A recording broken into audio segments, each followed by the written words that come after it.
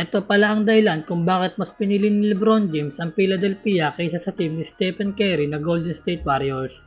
Ayon sa report ay bago nga daw pumirma ng kontrata si LeBron James patungo sa team ng 76ers ay kinausap muna ng agent ni LeBron na si Rich Paul ang kalagayan ni Embiid patungkol sa mga injury nito. At nabanggit nga daw ni Embiid na wala na siyang iniindang injury at fully recovery na siya next season.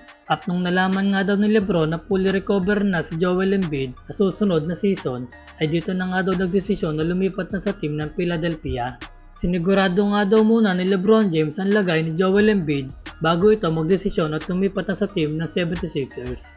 At base sa report ay 4 na players ng Sixers ang ball dominant na kahit hindi nga daw gaano maglaro si Joel Embiid sa regular season ay magagawa pa din makapasok ng Sixers sa playoffs dahil nandyan nga daw si Jaylen Brown, LeBron James at Tyrese Maxey. At ang mahalaga nga lang daw ay maging healthy si Joel Embiid pagpasok ng playoffs at walang maging injury ito. At narito nga posibleng rason ni LeBron kung bakit hindi pinili ni LeBron James ang Golden State Warriors.